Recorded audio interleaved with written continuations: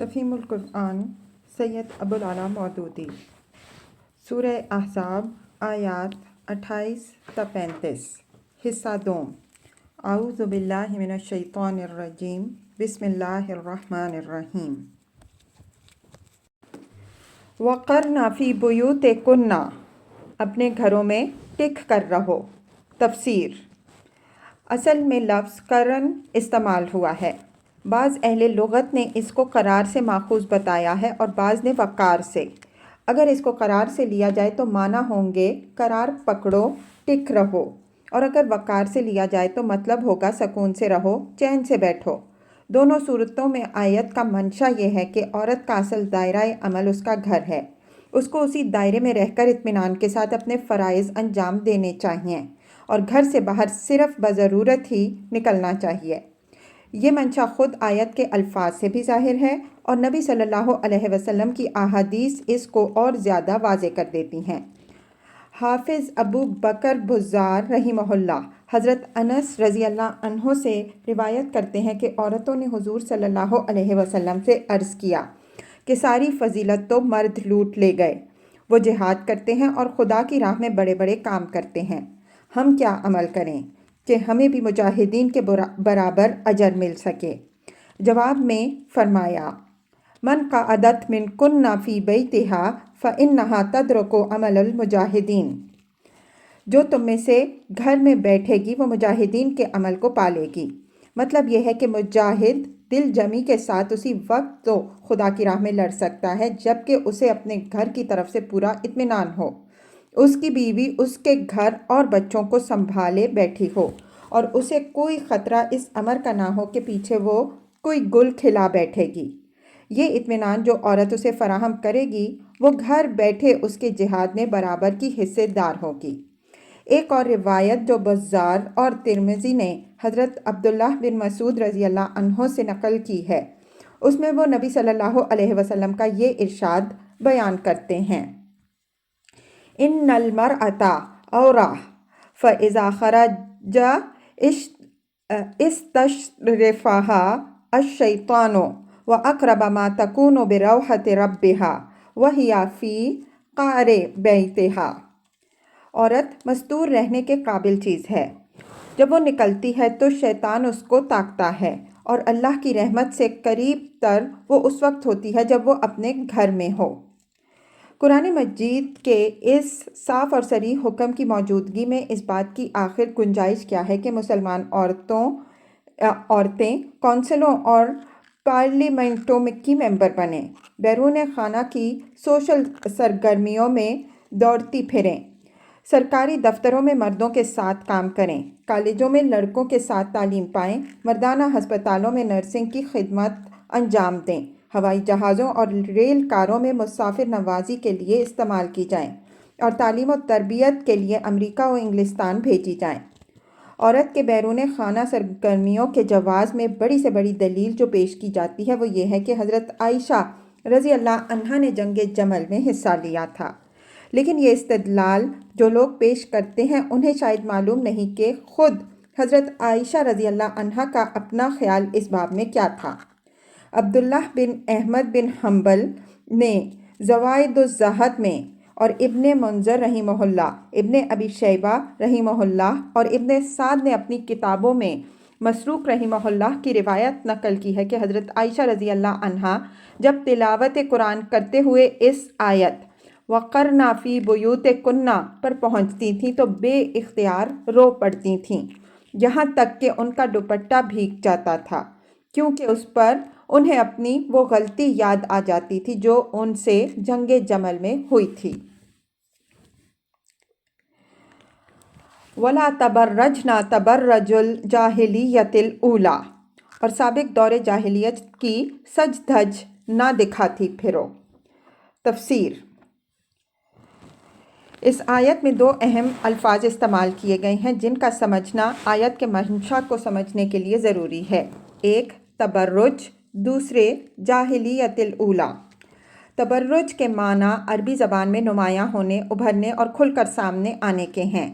ہر ظاہر اور مرتفع چیز کے لیے عرب لفظ برج استعمال کرتے ہیں۔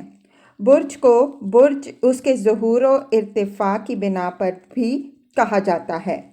بادبانی کشتی کے لیے بارجہ کا لفظ ہی اسی لیے بولا جاتا ہے کہ اس کے بادبان دور سے نمایاں ہوتے ہیں۔ عورت کے لیے جب لفظ تبرج استعمال کیا جائے تو اس کے 3 مطلب ہوں گے۔ ایک یہ کہ وہ اپنے چہرے اور جسم کا حسن لوگوں کو دکھائے، دوسرے یہ کہ وہ اپنے لباس اور زیور کی شان دوسروں کے سامنے نمایاں کرے، تیسرے یہ کہ وہ اپنی چال ڈھال اور چٹک مٹک سے اپنے آپ کو نمایاں کرے۔ یہی تشریح اس لفظ کی اکابر اہل لغت اور اکابر مفسرین نے کی ہے۔ مجاہد رحمہ اللہ، قتادہ رحمہ اللہ اور ابن ابی نجیح رحمہ اللہ کہتے ہیں تبرج کے معنی ناز و ادا کے ساتھ لچکے کھاتے اور اٹھلاتے ہوئے چلنے کے ہیں۔ مقاتل کہتے ہیں عورت کا اپنے ہار اور اپنے بندے اور اپنے گلا نمایاں کرنا۔ المبرد رحمہ اللہ کا قول ہے کہ عورت اپنے وہ محاسن ظاہر کر دے جن کو اسے چھپانا چاہیے۔ ابو عبیدہ کی تفسیر ہے کہ عورت اپنے جسم و لباس کے حسن کو نمایاں کرے جس سے مردوں کو اس کی طرف رغبت ہو۔ جاہلیت کے لفظ قرآن مجید میں اس مقام کے علاوہ 3 اور جگہ استعمال ہوا ہے۔ ایک آل عمران آیت 154 میں جہاں اللہ تعالیٰ کی راہ میں لڑنے سے جی چرانے والوں کے متعلق فرمایا گیا ہے کہ وہ اللہ کے بارے میں حق کے خلاف جاہلیت کے سے گمان رکھتے ہیں۔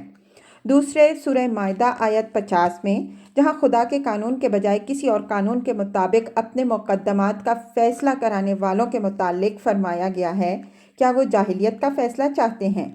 تیسرے سورہ فتح آیت 26 میں جہاں کفار مکہ کے اس فعل کو حمیت جاہلیہ کے لفظ سے تعبیر کیا گیا ہے کہ انہوں نے محض تعصب کی بنا پر مسلمانوں کو عمرہ نہ کرنے دیا۔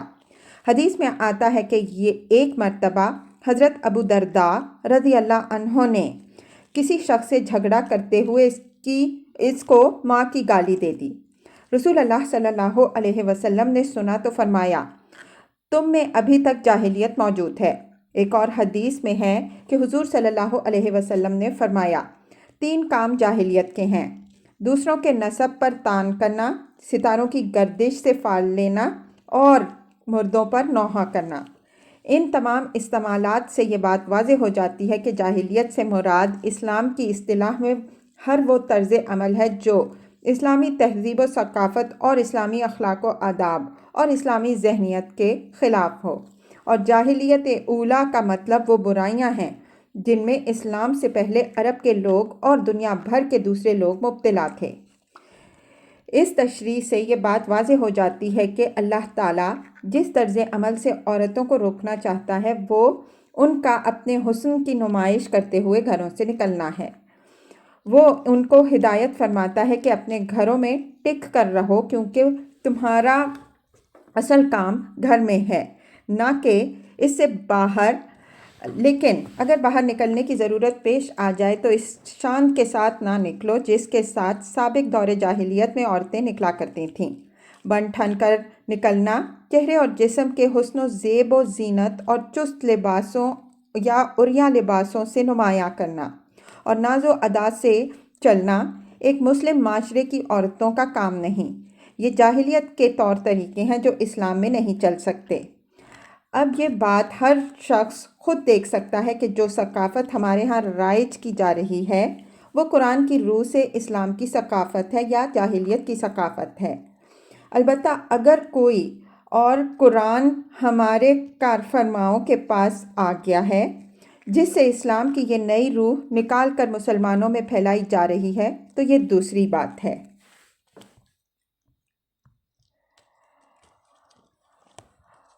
وَأَقِمْنَ الصَّلَاةَ اور نماز قائم کرو، وَآتِينَ الزَّكَاةَ اور زکوٰۃ دو، وَأَطَعْنَ اللَّهَ وَرَسُولَهُ اور اللہ اور اس کے رسول کی اطاعت کرو صلی اللہ علیہ وسلم۔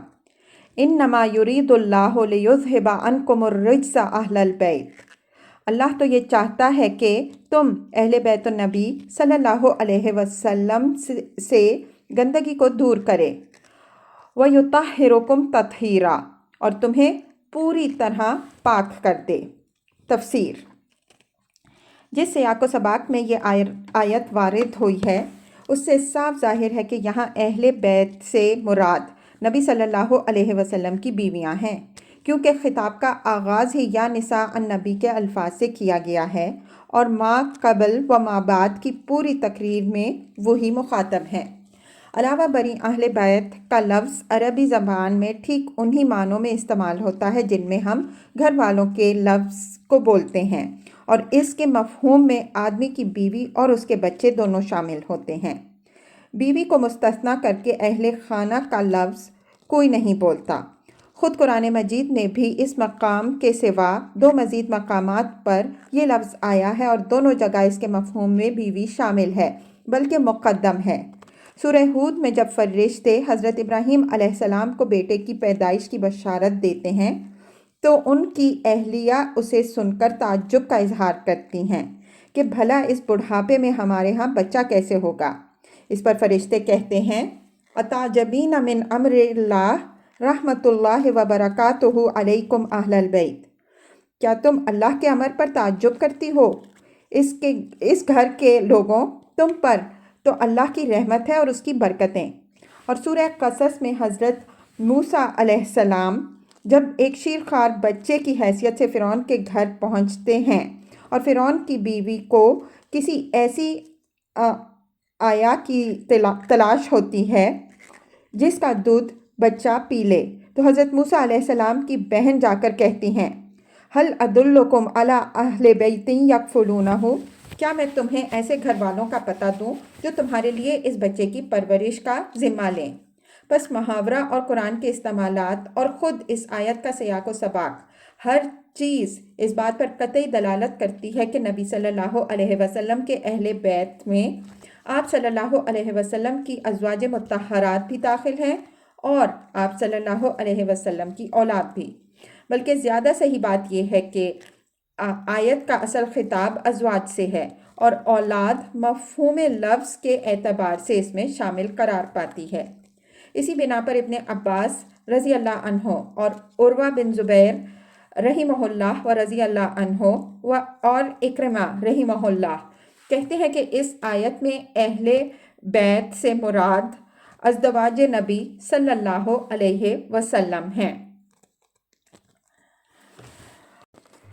वज़्कुरना मा युतला फ़ी बुयूतिकुन्ना मिन आयातिल्लाहि वल हिक्मा, याद रखो अल्लाह की आयत और हिकमत की उन बातों को जो तुम्हारे घरों में सुनाई जाती हैं। तफसीर। असल में लफ्ज़ वज़्कुरना इस्तेमाल हुआ है जिसके दो माना हैं, याद रखो और बयान करो। पहले माना के लिहाज से मतलब यह है कि ए नबी सल्लल्लाहु अलैहि वसल्लम की बीवियों, तुम कभी इस बात को फरामोश ना करना कि तुम्हारा घर वो है जहाँ से दुनिया भर को आयात इलाही और हिकमत और दानाई की तालीम दी जाती है। इसलिए तुम्हारी जिम्मेदारी बड़ी सख्त है। कहीं ऐसा ना हो कि उसी घर में लोग जाहिलियत के नमूने देखने लगें। दूसरे माना के लिहाज से मतलब यह है कि नबी की बीवियों सल्लल्लाहु अलैहि वसल्लम व रज़ियल्लाहु अन्हुन्ना अजमाइन, जो कुछ तुम सुनो और देखो उसे लोगों के सामने बयान करती रहो, क्योंकि रसूल सल्लल्लाहु अलैहि वसल्लम के साथ हर वक्त की माशरत से बहुत सी हिदायत तुम्हारे इल्म में ऐसी आएंगी जो तुम्हारे सिवा किसी और ज़रिए से लोगों को मालूम ना हो सकेंगी। इस आयत में दो चीज़ों का जिक्र किया गया है, एक आयातुल्लाह, दूसरे हिकमत। आयातुल्लाह से मुराद तो किताबुल्लाह की आयात ही हैं, मगर हिकमत का लफ्ज़ वसी है जिसमें वो तमाम दानाई की बातें आ जाती हैं जो नबी सल्लल्लाहु अलैहि वसल्लम लोगों को सिखाते थे। इस लफ्ज़ का इतलाक़ किताबुल्लाह की तालीमात पर भी हो सकता है, मगर सिर्फ़ उन्हीं के साथ इसको ख़ास कर देने की कोई दलील नहीं है। कुरान की आयत सुनाने के अलावा जिस हिकमत की तालीम नबी सल्लल्लाहु अलैहि वसल्लम अपनी सीरत पाक से और अपने इरशादात से देते थे वो भी लामहला इसमें शामिल हैं। बाज़ लोग महज इस बुनियाद पर के आयत में मा युतला, जो तलावत की जाती है, का लफ्ज़ इस्तेमाल हुआ है, ये दावा करते हैं कि आयातुल्लाह और हिकमत से मुराद सिर्फ कुरान है, क्योंकि तिलावत का लफ्ज़ इस्तिलाहन कुरान की तिलावत के लिए मखसूस है। لیکن یہ استدلال بالکل غلط ہے۔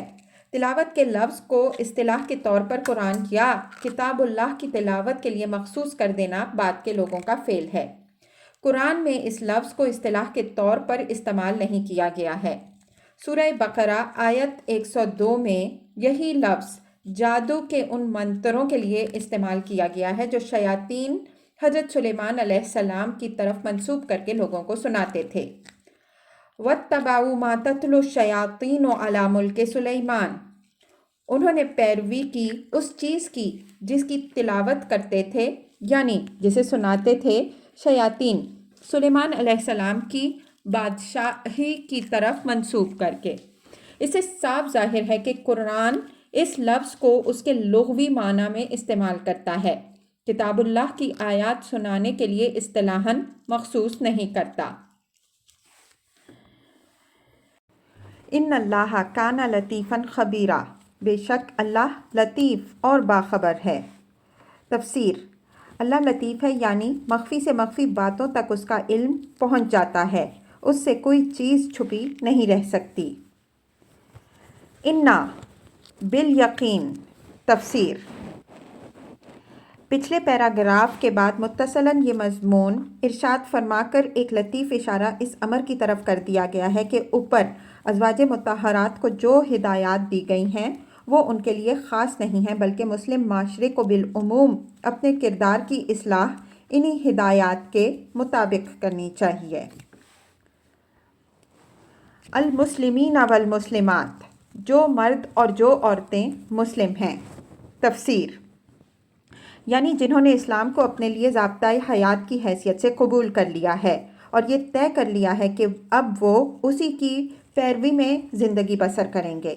دوسرے الفاظ میں جن کے اندر اسلام کے دیے ہوئے طریقے فکر اور طرز زندگی کے خلاف کسی قسم کی مزاحمت باقی نہیں رہی ہے، بلکہ وہ اس کی اطاعت اور اتباع کی راہ اختیار کر چکے ہیں۔ والمؤمنین والمؤمنات، مومن ہیں۔ تفسیر: یعنی جن کی یہ اطاعت محض ظاہری نہیں ہے، بادل ناخواستہ نہیں ہے، بلکہ دل سے وہ اسلام ہی کی رہنمائی کو حق مانتے ہیں۔ ان کا ایمان یہی ہے کہ فکر و عمل کا جو راستہ قرآن اور محمد صلی اللہ علیہ وسلم نے دکھایا ہے وہی سیدھا ہے اور اسی کی پیروی میں ہماری فلاح ہے۔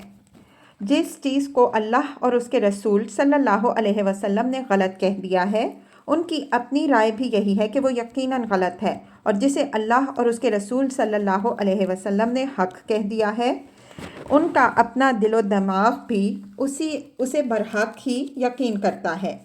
ان کے نفس اور ذہن کی حالت یہ نہیں ہے کہ قرآن اور سنت سے جو حکم ثابت ہوا ہے وہ اس کو نامناسب سمجھتے ہوں اور اس فکر میں غلطاں و پیچاں رہیں کہ کسی طرح اسے بدل کر اپنی رائے کے مطابق یا دنیا کے چلتے ہوئے طریقوں کے مطابق ڈھال بھی دیا جائے، اور یہ الزام بھی اپنے سر نہ لیا جائے کہ ہم نے حکم خدا اور رسول صلی اللہ علیہ وسلم میں ترمیم کر ڈالی۔ حدیث میں نبی صلی اللہ علیہ وسلم ایمان کی صحیح کیفیت کو یوں بیان فرماتے ہیں: ذاق طعم الایمان من رضی باللہ ربا وبالاسلام دینا وبمحمد صلی اللہ علیہ وسلم رسولا۔ مسلم۔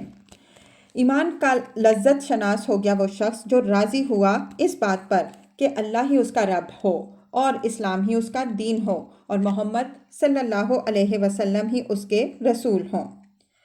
اور ایک دوسری حدیث میں آپ صلی اللہ علیہ وسلم اس کی تشریح یوں کرتے ہیں: لا یؤمن احدکم حتی یکون ہواہ تبعا لما جئت بہ۔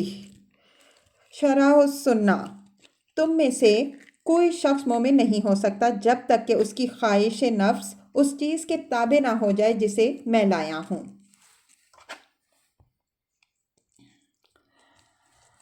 والقانتین والقانتات، مطیع فرما ہیں۔ تفسیر: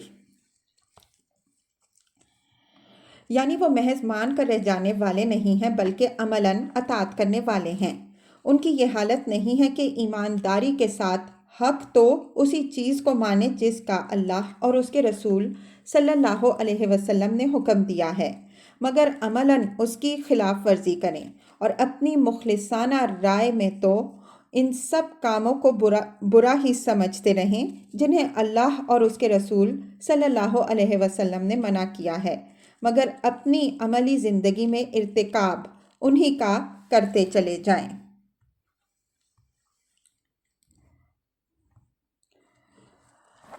والصادقین والصادقات، راست باز ہیں۔ تفسیر،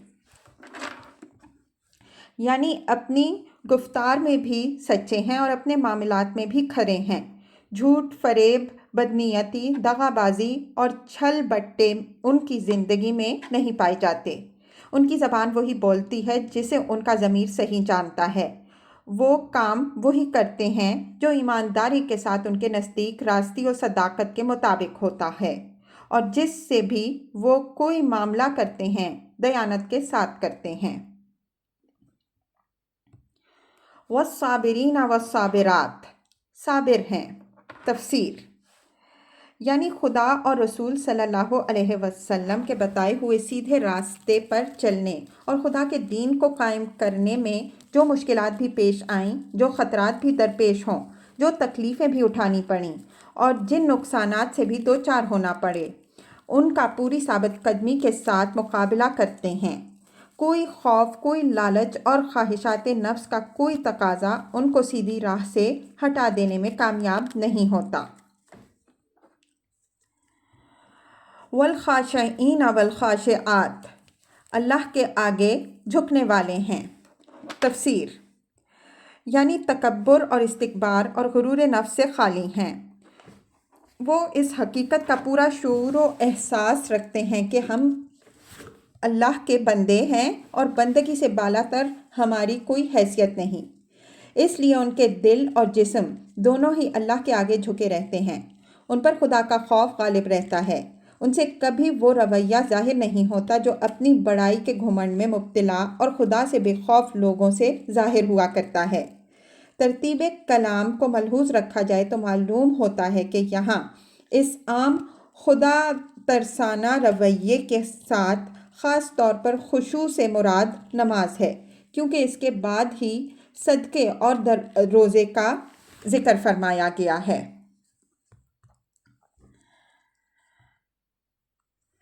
والمتصدقین والمتصدقات، صدقہ دینے والے ہیں۔ تفسیر، اس سے مراد صرف فرض زکوٰۃ ادا کرنا ہی نہیں بلکہ عام خیرات بھی اس میں شامل ہیں۔ مراد یہ ہے کہ وہ اللہ کی راہ میں کھلے دل سے اپنے مال صرف کرتے ہیں۔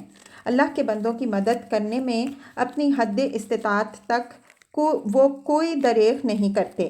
کوئی یتیم، کوئی بیمار، کوئی مصیبت زدہ، کوئی ضعیف و معذور، کوئی غریب و محتاج آدمی ان کی بستیوں میں دستگیری سے محروم نہیں رہتا، اور اللہ کے دین کو سربلند کرنے کی ضرورت پیش آ جائے تو اس پر اپنے مال لٹا دینے میں وہ کبھی بخل سے کام نہیں لیتے۔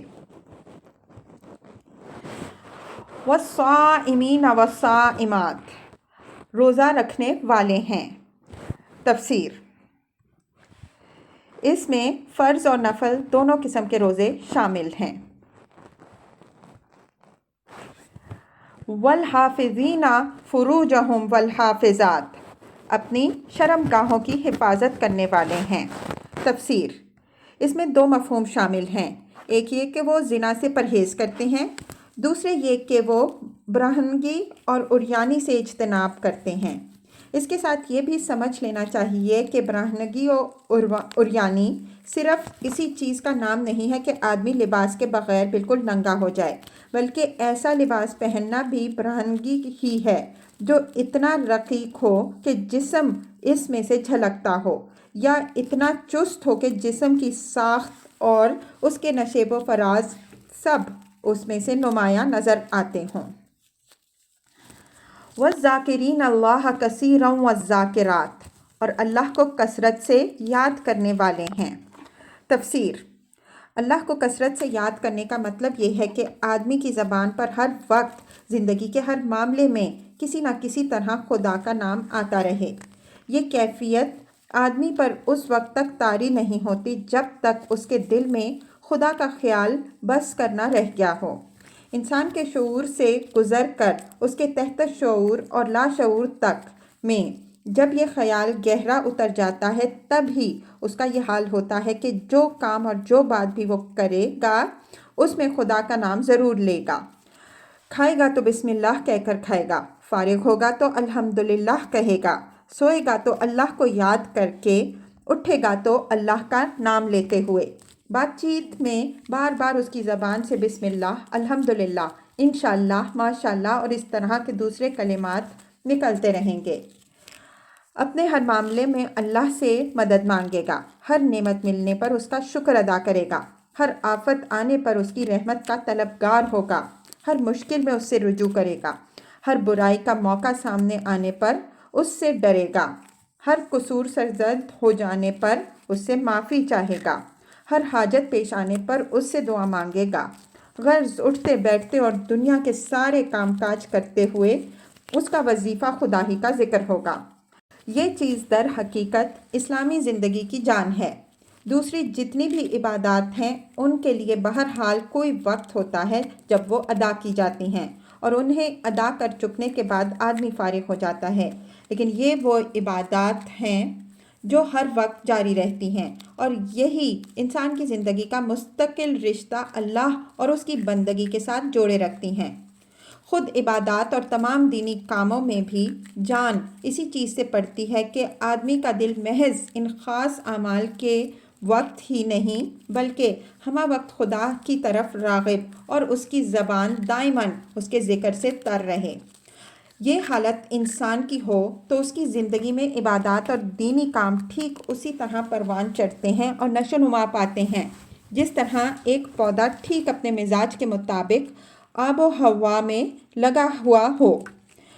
اس کے برعکس جو زندگی اس دائمی ذکر خدا سے خالی ہو، اس میں محض مخصوص اوقات میں یا مخصوص مواقع پر ادا کی جانے والی عبادات اور دینی خدمات کی مثال اس پودے کی سی ہے جو اپنے مزاج سے مختلف آب و ہوا میں لگایا گیا ہو اور محض باغبان کی خاص خبرگیری کی وجہ سے پل رہا ہو۔ اسی بات کو نبی صلی اللہ علیہ وسلم ایک حدیث میں یوں فرماتے ہیں: ان معاذ بن انس الجہنی ان رسول اللہ صلی اللہ علیہ وسلم ان رجلا سألہ ای المجاہدین اعظم اجرا یا رسول اللہ، قال اکثرہم للہ تعالی ذکرا، قال ای الصائمین اکثر اجرا، قال اکثرہم للہ عز وجل ذکرا، ثم ذکر الصلاة والزکاة والحج والصدقہ، کل ذالک یقول رسول اللہ صلی اللہ علیہ وسلم اکثرہم للہ ذکرا۔ مسند احمد۔ معاذ بن انس جوہنی روایت کرتے ہیں کہ ایک شخص نے رسول اللہ صلی اللہ علیہ وسلم سے پوچھا کہ یا رسول اللہ صلی اللہ علیہ وسلم، جہاد کرنے والوں میں سب سے بڑھ کر اجر پانے والا کون ہے؟ فرمایا، جو ان میں اللہ تعالیٰ کو سب سے زیادہ یاد کرنے والا ہے۔ اس نے عرض کیا، روزہ رکھنے والوں میں سے سب سے زیادہ اجر کون پائے گا؟ فرمایا، جو ان میں سب سے زیادہ اللہ کو یاد کرنے والا ہو۔ پھر اس شخص نے اسی طرح نماز، زکوٰۃ، حج اور صدقہ ادا کرنے والوں کے متعلق پوچھا، اور حضور صلی اللہ علیہ وسلم نے ہر ایک کا یہی جواب دیا کہ جو اللہ کو سب سے زیادہ یاد کرنے والا ہو۔